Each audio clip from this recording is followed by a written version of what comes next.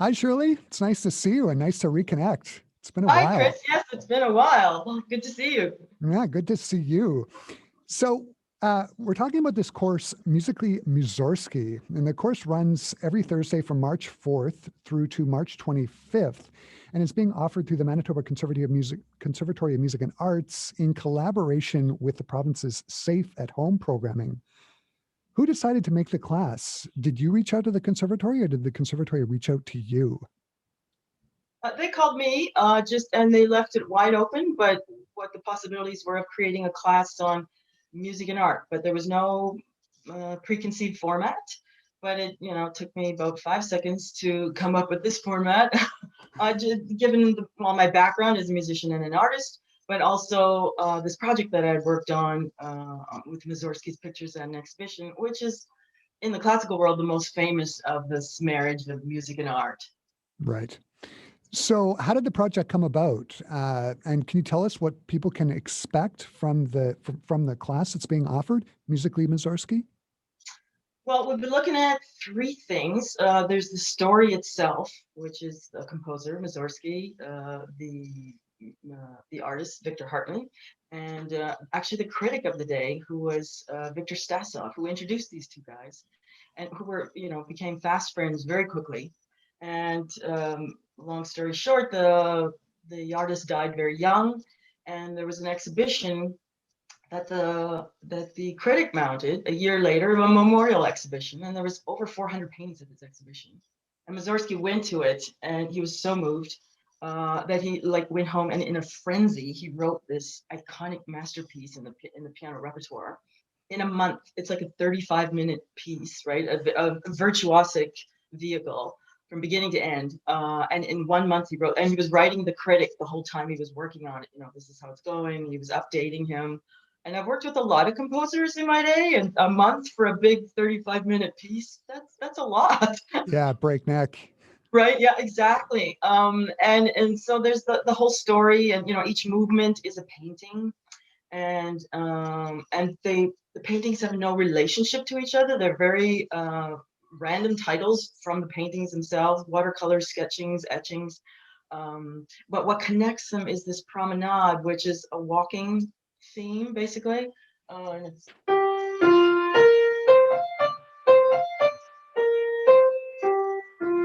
which is the most famous of the whole piece. Even if you had never heard this piece, you might have heard that very folk song, Russian folk tune melody, and that connects it. And it's not between every painting, but it's like you're in this room with 10 paintings. There's 10 movements, and this promenade. Then you walk to the next one, and sometimes you walk slow, and sometimes you walk fast, and sometimes you walk contemplatively. Sometimes you're reflecting on it. Sometimes you're a little sad. The mood varies with how he treats that theme. And he was a big man, Mussorgsky. So when you're thinking a walking tempo, we usually say andante, right? Which is not how he terms this piece. I think it's allegro, actually, and which is not what we term or what we would connotate to a walking theme. But he was a big man, and he walked fast. And it's written in 5/4, which is a weird meter. 5/4 and 6/4. He oscillates back and forth, but that's a weird meter for any music, and it's just that little bit off center. So, but it doesn't play like it's off center, but it gives it that meandering feel, that it's not quite, even though it's so quarter notes just pulsing on, but it kind of gives you that 5/4, just puts it off slightly, that it gives it that freedom to move from painting to painting. Anyway, so there's this long story, and the paintings each have a story. Not all of them survived. There's only 6 that survived that are still seeable. But then we'll be looking at also at the music itself, and there's Mussorgsky's piano version, but then Ravel, along with many other composers, orchestrated it in the 1920s, and that's the one that's most famously played in the orchestral stages. And there was even, we talked about this yesterday, the rock band in the 70s, Emerson, Lake and Palmer, Emerson, Lake and with Palmer, 3 musicians. Yeah, it's very, disco meets Mussorgsky. It's kind of a fun watch. It's just an inspiring piece of music. It's so colorful, it's so animated, it's virtuosic. It sparks the imagination, whether you're an artist or not. And they're all short little fragments or short movements. So we'll be listening to the piano version, it'll be 1 or 2, 3 minutes, and then we'll listen to the orchestrated version and how that kind of inspires different things in your listening. And then we'll be looking at the art, the original art, and also then Kandinsky is probably the most famous of all the visual artists who did an installation in the late 1920s. And he was known as a visual musician. And so he's coming along on this ride for a couple of reasons. He's inspirational for me when I had to write my own art. You have to write an artist statement when you join up with the galleries. And Right. we don't do that as performers, right? No. But having written a million grants in my day, it was just kind of it took me 10 minutes to write my artist statement. And I didn't at the time I didn't know a lot about Kandinsky, but I used his famous quote as the heading for my artistic statement, and it marries the piano and art, because he says color is the keyboard, the eyes are the hammers, the soul is the piano with all its colors, and then the artist is the hand that touches the keys, that creates these vibrations in the soul. Like, you can think Right. about that for a long time, right? And it just kind of connects these two worlds. He was a musician himself. He was a pianist. He was a cellist, which are my two favorite instruments. And he was also a synesthete. He had synesthesia. Which So means that. he can see colors, and it goes in different pairings for people. Sometimes it's numbers that create color. Sometimes it's actual pitches that create color. Days of the week can create a color. Anything that has a structure has a color relationship. So Lady Gaga has it. Scriabin had it. Scriabin, Messiaen had it. So lots of famous composers and musicians have this. I have a student who has it, and it's fascinating. I have to go on a tangent because we were working on a Chopin Ballade, and she played the whole thing, and she knows I tell this story all the time. So thank you, Anna. We got through the whole thing, and I was making my notes about her performance. And then I've been very good about not asking about the synesthesia the whole time. I said, okay, now I need to know what just happened. And so she walked me through the piece, and it's not every chord, it's the tonal centers. right. And sometimes it's an effect, sometimes it's an actual color, and it's just a sensation. For some people, they actually see a film. Some people, it's just an awareness. It's like perfect pitch, which she also has. I hear the word G, and I also have perfect pitch. I know what a G sounds like. Yeah. Or if I hear tires turning on the cement, and I can identify a pitch. So everything has a pitch, and I can relate it to the piano keyboard. And anyway, so she walked me through it, and then there was 2 sections that were black. And she said, it's kind of weird because black's not on my radar. And it was fascinating for me because in my notes, these were the 2 sections we needed to work on, because she didn't know where she was heading musically. Right. And so it was a black zone for her because she wasn't latching on. It was Chopin, so it was a very tonal. Everything's very tonal. It's not abstract, right? Or it's not modern. So once we latched on to what the tonal relationships were and where she was heading, then that became clear for her. But then there was another section we were working on some these octave tremolos, which are physically difficult. And then on the downbeat, though, was the C sharp, which is right next to this D. So very this chromatic tension. So and so I said, what's happening there in that section? She said, well, the D's were, and I keep getting these confused, but the D was red and the C sharp was blue. And she said, so this is the red section. And I said, well, that's kind of wrong, because this is actually the blue section and the red's in the background. And for her, the red was in the foreground because she was so busy with the octaves. So it translated into the physicality of it that became the color for her. And as soon as I said, could you put the red in the background and just play the blue? And then it just happened, and it fell into place. Like, we had these conversations all the time, right? And I was just like fascinated. Normally I'd say, like, loosen up on the octaves or relax your arm and get some weight on the downbeat of the C sharp, right? But for her, it was, I just had to say, put the red in the background, pull up the blue. So when we talk in lessons, color becomes part of the conversation, and I have to use that word more carefully with And her. color's a big thing for you too, right? Like you've Yes. done paintings inspired by Mussorgsky's pictures as an exhibition as well, right? And Yeah. you've got a painting in the background that is one of yours, and that's very typical. There's lots of these colors. Yeah. A couple questions. Has Yeah. Mussorgsky's pictures and exhibition always been like a big thing for you? And like, I mean, aside from what you've said before, are you seeing Yeah. colors when you're playing it? I mean, you must have played it at the piano. I No. actually didn't. The year that I was going to pick it up, I was working on a big competition, and a friend of mine had actually just done it the year before, and because it's so long, and I needed a competitionary piece, that I did Stravinsky's Petrushka, which Yeah. is kind of on the same level Yeah. as Yeah. Mussorgsky, and also very visual and animated, but a little shorter, and so to kind of fit in my program a little better. And I just thought my teacher just worked on this with the other guy last year, so I thought, oh, maybe I'll stick to Petrushka this year. But it was always on my radar, and then as I got into the art, it was still kind of sitting in the back of my head. Um, what am I going to do with this Mussorgsky? Because it's music and art, and I love the piece. I totally love the piece. It's absolutely beautiful.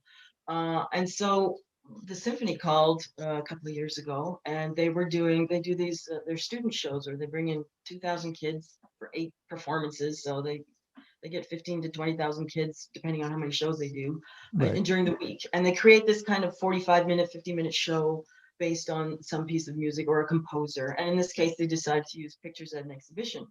And they have dancers and actors, and they make a whole text out of it that the teachers, the music teachers in the school can use as a platform to teach. So they wanted to make the stage look like a gallery. And my paintings are big, but and when you look at the shell behind the orchestra, they're big. Yeah. Yeah. And I thought they're just going to get lost in there. And I never have paintings at home, never. Like we have empty hooks everywhere. But I happened to had a whole bunch that I was shipping off to a gallery on the East Coast. And so I said, I have these, you can have them for the week, but I need them back next week to ship out. So we put them up, and then they lit up each one, and so they had a lot of presence, and they kind of filled it out, and it was really fun to see. When I went to the show, I didn't realize, I snuck into one of the shows and was up in the loge just watching it, and I didn't realize that the conductor was gonna put the spotlight on me, and all the kids did a big wave, and they were all excited. It's like my biggest standing ovation ever. But anyways, those pieces had nothing to do with the music. They were just pieces I had at home, and now we're going to put them on stage. But that again got my wheels thinking, because I love this piece, and so I kind of then made a pact. I'm going to do my own installation and my own creations based on every movement. So I teach at Canadian Mennonite University, and I work with all the piano majors there. So I didn't want to, again, somebody to get saddled down with a big 40-minute piece so we divided it up, and it divides up so nicely. We had two big grand pianos side by side, not dovetailed like they normally are. And it's all played attacco, which just means that you jump right into the next piece. So Yeah. this one was playing, and while that one's done, this one gets ready, and then this one walks up, and then we just went back and forth like this. And we just had a blast. And so during the whole year, each one of those students was my commissioner.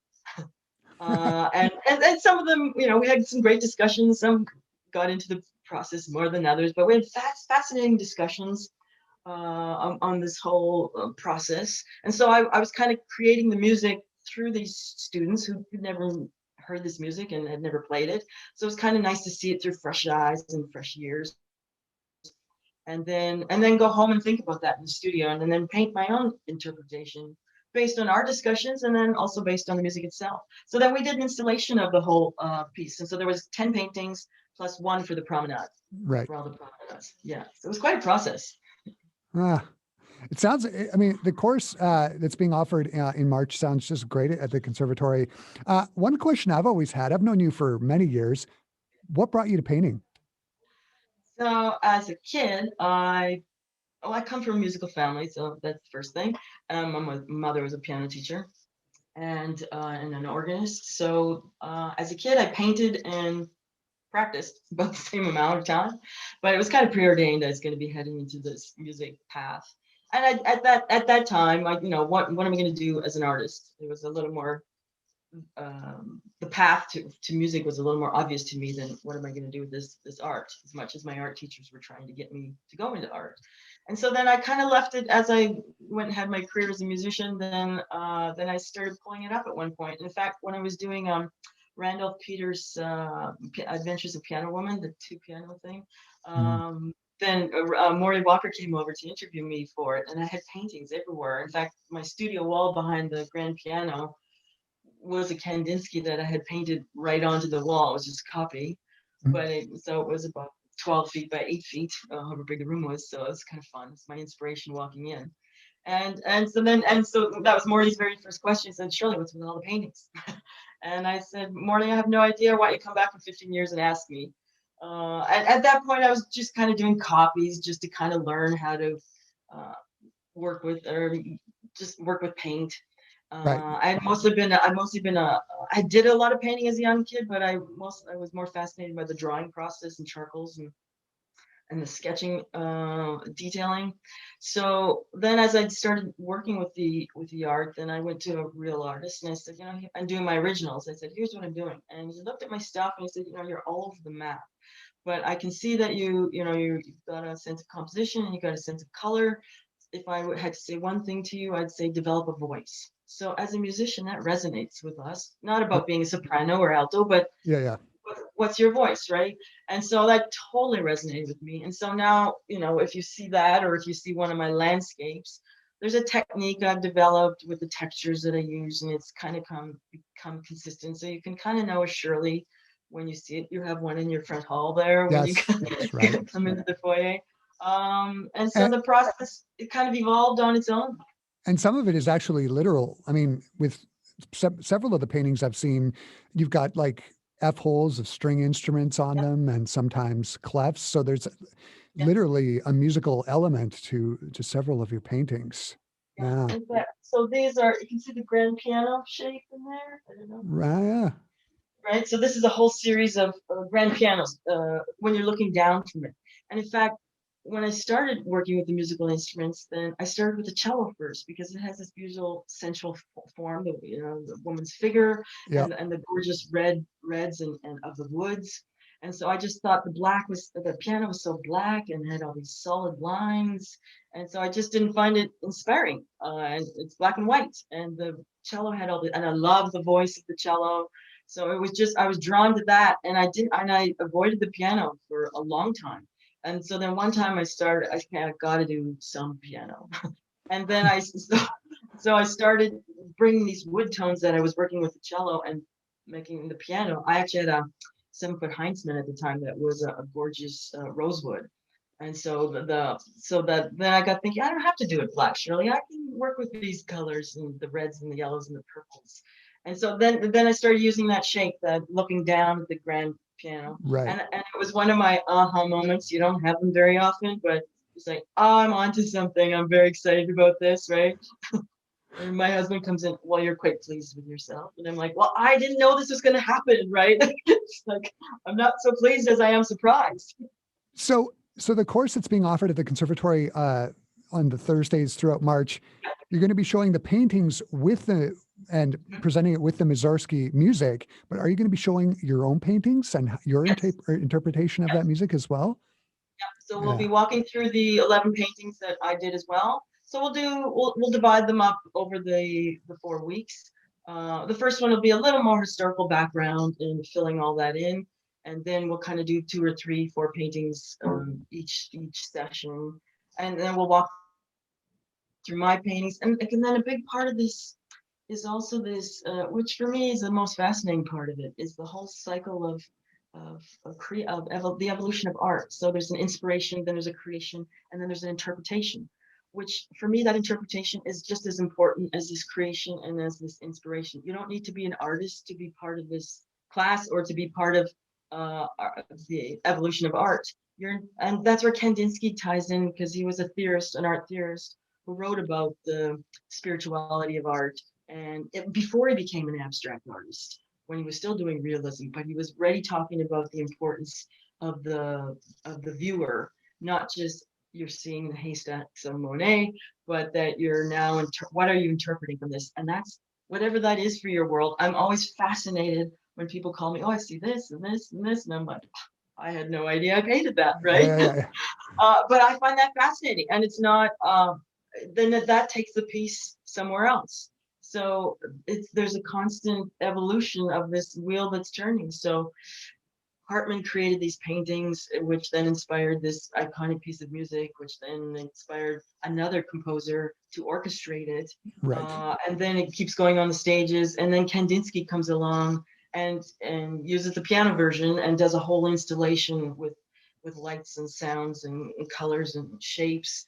And so the evolution just keeps going, and it's, it's 150 years later, and it's still part of. It's just one little spark that's kept this whole piece, this whole ship going. And now I've done these 11 paintings on it, and that's an important part for me, is that whole relationship with the viewer, which I think comes as being a performer, that communication is so important. Why are you performing? You're communicating to somebody. Right. So I don't get attached to the pieces. I love the process. I love to get in a room and practice. I love to get in a studio and paint, and then I let go of it. Right. I know when I was in my undergrad, one of the things I did, I geeked out and I listened to the piano version of Pictures at an Exhibition. Yeah. And then, of course, you listen to the Ravel orchestration, and it's a very interesting juxtaposition between the piano version of Pictures and the orchestration and what Ravel had in mind. And then when you hear some of the other composers' orchestrations, again, it's another distillation of this wonderful music. No, and originally I thought, well, I'll just do the piano version, being a pianist, but then the orchestral version is just so colorful, which connects with my own artistic statement after the quote, which is all about color. I like the big, athletic, vibrant, rich, either modern or the big romantics. That's the colors I'm attracted to. And so same in my work, I like the big, bold, primal colors. And then movement is very important for me, because sound keeps going, right? So Right. I always paint off the page. I don't have something at the center of the page that you're looking at. It's just, sound is 4D. So kind of my painting always wants to spill off just like your ear is always engaged. I want your eye to just kind of not lock in. There might be a few points that you pinpoint in on, but generally your eyes kind of going, oh, I want to look at that. And then shiny toy, gotta look at this, right? It's like your eyes kind of bouncing around. And then structure is very important to me. Like, I'm so linear, and I feel a revolution coming, and I feel like it's going to blow up soon, but it's so neat in my mind. And I think that's part of working with scores for so long, that everything's so delineated. Right. And so this whole kind of, I'm working more with a palette knife, and that's coming out more and more, but I gravitate towards keeping clean lines and keeping it a little more contained. Mm-hmm. Right. So I guess I'll wrap up the conversation this way. How much is the course at the conservatory? It's free. And like you said at the beginning, this is a program for the Manitoba government. It's called Safe at Home, and it's meant to offer learning opportunities when you're isolated at home. And so you just have to sign up. I believe you guys are going to have the link. I'll provide a link on our website, classic107.com. Yeah, that perfect. You can link you don't have exactly to be a musician. You don't have to be a musician. You don't have to be an artist. You just have to be an appreciator of one or the other, or just creation in general.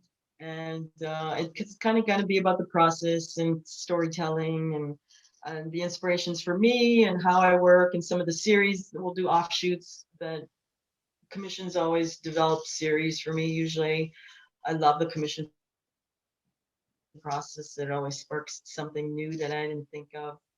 So I really prefer that process to working in isolation. Yeah, absolutely. And what a great piece to do it through, Mussorgsky's Pictures and Exhibition. It sounds just great.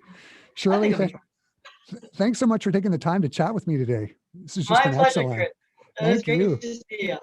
Yeah, good to see you.